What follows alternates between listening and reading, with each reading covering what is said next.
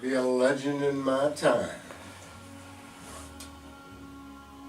Well, you've got the legend, Tom Winkler, right on the air here at WAIF 88.3 FM here in Cincinnati, Ohio.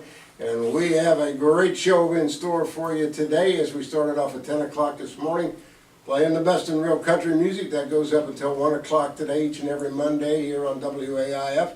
But I have some special guests in the studio with me this morning for at least the next probably 45, 50 minutes or so, or until they decide they don't want to talk anymore, or they don't want me to talk anymore, one way or the other, right?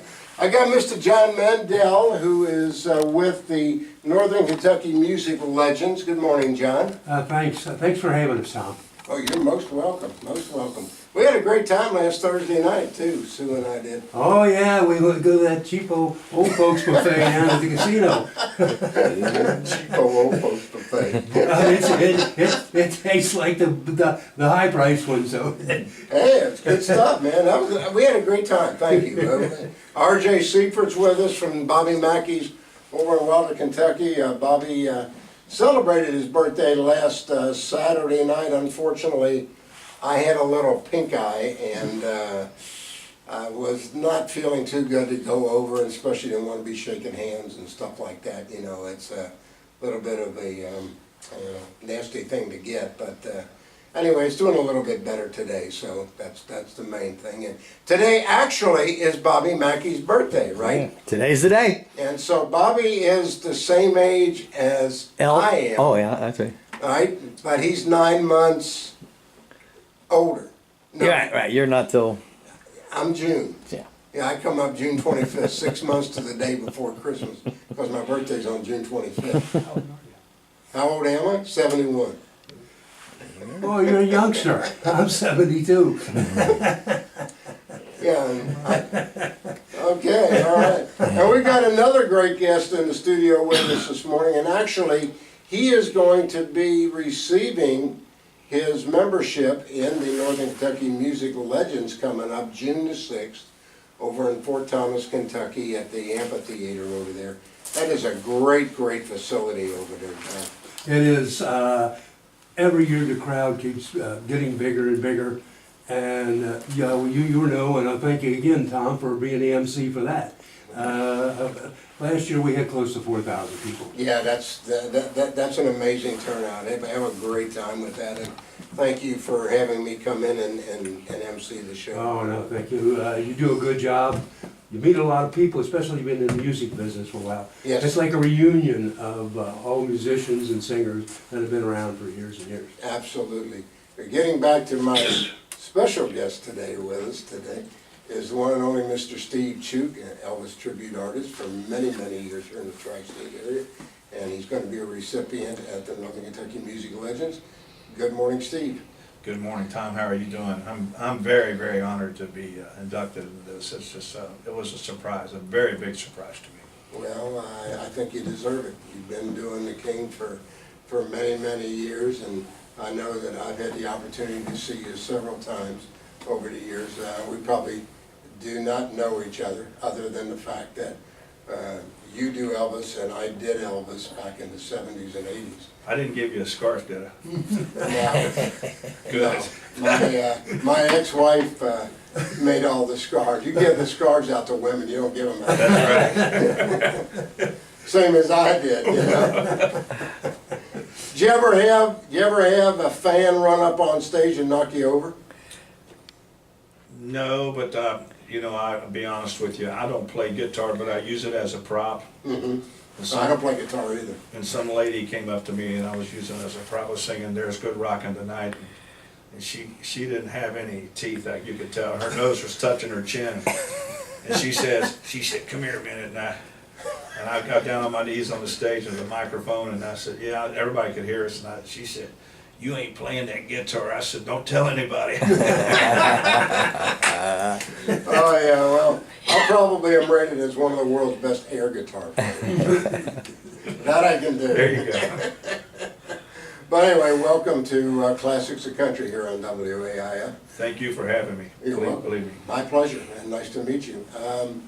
Why don't you tell us a little bit, if you would, quickly, about how you got started and some of the things about your career here in the area and across the country. Well, how I got started was really funny. I'd be in the basement singing around my underwear on. My wife thought I was crazy.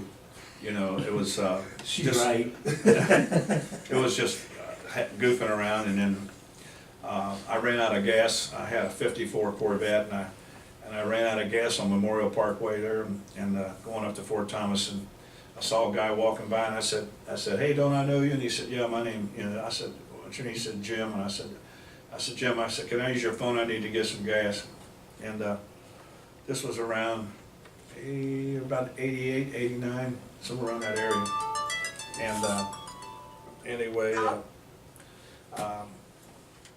so I went in to get some, use the phone, and his wife says, I said, "Boy, somebody's an Elvis lover here," you know, and she had pictures of Elvis all over the place, and she said, "Yeah, man, I love Elvis to death." And I said, "So do I." I said, "He's really good." I said, "I'm rock and roll, doo-wop, soul, you know, country and all that." So she said, I said, "I do a little bit of singing." And she said, "Oh, yeah, you do?" And I said, "Yeah." And she held up a paper to go down to Memphis at a place called Bad Bob's Vapors Lounge in Memphis. That's what, and you know, they have a big Elvis contest. And I said, "Well, I said, I don't think I could do that." But anyway, long story short, I started thinking about it. And so I went down there, and I wore black. My hair, I'm blonde-headed naturally. Okay. And I wound up getting in the finals. That was in January, and I wound up getting in the finals in August. And boy, did I see some crazy people down there. Oh boy. Everybody I talked to they said, "I see you're getting into this Elvis contest, aren't you?" I said, "Yes, I am." I said, "You talk like that all the time?" He said, "Oh yeah, man, I was born, Elvis is in me." And I said, "Yeah, I can tell it, brother, you got it." But man. That was what, 88, 89? Mm-hmm. Okay, all right. So that's when you actually started, right? Well, the contest was 90. Call from Excuse me a second. 859-428-6572. I'm sorry. Wait a minute. Hang on one second. Steve's got a Well, I joke. guess in the Airtime. studio, along with his phone, is Steve Chuke, who is an Elvis tribute artist. He's going to be one of the recipients this year at the Northern Kentucky Music Awards, and becoming a member of that elite group, and a great artist in his own right of doing Elvis for a bunch of years. Actually, talking about 88 and 89 when he first got started down there in Memphis, Tennessee. So go ahead and continue on. So anyway, I went down there, and then I came back in August, and I started seeing people and doing things, and then WCBG. A guy came up. I had two stores at the time. I have a jewelry store called Jewel King Jewelers. Right, over in Newport. Yeah, in Newport, and one in Fort Thomas. Okay. And this big heavy guy come in, real nice looking guy, you know, and I had a customer there, and he said, "Hi," he said, "Would you be interested in doing some commercials?" And I said, "AM or FM?" He said, "AM." I said, "What's your wattage?" And he said, "About 50." And I said, "It cost me 10 grand to have 10 people hear me, you know, joking around." He said, "Well, okay." And I said, and he got halfway out the door, and I said, "What all do you do?" And he said, we do nothing but Elvis all the time." I went, "Wait a minute, hang on." So, long story short, he sold me some pretty many commercials for not too much money. And then the next thing I know, ABC News is coming to town, and Peter Jennings, and they came, and they wanted me to sing, because I made a tape for them, and they started singing it. And then that was a big push for me. And then I went to Vegas, Boston, done all kinds of things, been to Florida, Georgia, on a cruise ship. You're forgetting the Woolly One Festival down in Kentucky several years ago. Oh, the Woolly One Festival, yeah, that was really good. I did performed on a flatbed truck, and it was really, you know, boy, that didn't seem like anybody was going to show up. Then all of a sudden, here they come with their Chevelles and Camaros and Vets and everything, and they all come out of the mountains, boy. That was something else. Yeah. You still have your 54 Corvette? No, I've had several of them, but not. I've had several Corvettes. I've had about 4 or 5 54s. I had one 53. Right now, I got a 57 Thunderbird. And, Nice. yeah, I just got it. Yeah, nice car. Yeah, What color combo? it's white with red interior. Yeah, Yeah. okay, yeah. I had another one, a 55, it was, I painted it pearl white, which makes a lot of difference. Oh, the pearl white like Cadillac has? Mm-hmm. Yeah, that's a gorgeous Yeah, color. matter of fact, it was a Cadillac color, yeah. Yeah, because General Motors brought that out Yeah, first. 90, I think it was a 91 Cadillac, Mhm. yeah. Yeah, they first brought that stuff out. So you've been doing Elvis since roughly 88, 89. Right. And you perform a lot here in the local tri-state area, correct? Right, and you've got your store over on Monmouth Street in Newport, Kentucky, and one out in Fort Thomas. Well, I did have one in Fort Thomas, I closed it down in Okay. 90, yeah. Oh, okay, Yeah. okay, all right. Well, I used to work, this is going back a few years, but anyway, I worked at Dale's Shoes on Monmouth Street in Newport, Kentucky, right next to C&D Record Bar. Dale's Shoes, oh Yeah. darn. Yeah, it's gone now. My employer, I went to work for them in 1964 when I was a junior in high school, but I worked at the Cincinnati store. My boss had Dale Shoes in downtown I'll be Cincinnati. darned, yeah. And of course, the store in Newport was his parents. They ran that store over there. But I would go over there and give somebody a chance to have half a day off or a day off or whatever they wanted, you know, stuff like that. But I worked in retail for 33 years, and I played music for roughly now about 45 years. Yeah, I can tell you're good at it. Well, it's a nice compliment, checks in the mail. But anyway, I'll take it. but yeah, I mean, being over in Newport as many years as I was, and of course I played a lot of nightclubs in Newport, Kentucky. You know, Mom's Opry and Fuzz Club and Jimmy. I performed down at Mom's. Yeah, we did down in the basement in the big Yeah. area with the balcony around it. Right, yeah, that was my cool. first show. Was it? Yeah, we had 700 some people in there. Wow. Yeah, and it only holds 200. Yeah, I was gonna say, you'd have to put them everywhere, you know? Well, we had to put buckets around because some of it was raining and the water was coming down through the ceiling over there. Mhm. Yeah, I can understand all that. They got out there with chewing gum and tar and everything up there. Yeah, the only way you could go in to bring your stuff if you were playing downstairs was in the back in that little alley, you know? Right. And bring everything in, set it up, play, haul it all back out at the end of the night. And they also had them little cubby holes up on the main floor where one or two people acts would perform, you know? Right. Singles or duos, something like that, but yeah, very cool place over there in Newport, Kentucky, and a lot of great clubs over there. Oh, yeah. Oh, yeah.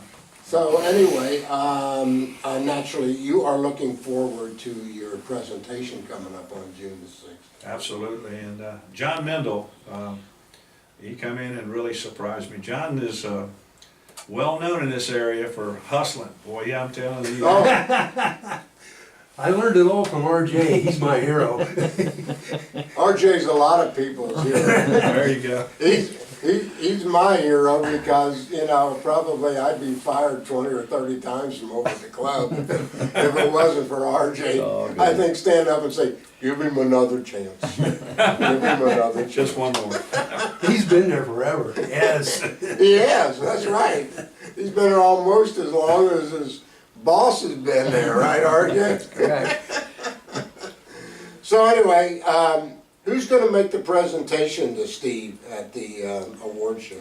I am, and it's kind of personal because I was helping Steve several years ago. Steve was brought in. He's what I call a triple threat. He was a venue owner and a great singer, and he produced a bunch of concerts with some of the old rock and roll stars like Leslie Gore, Lou Christie, Right, Classics 4. right?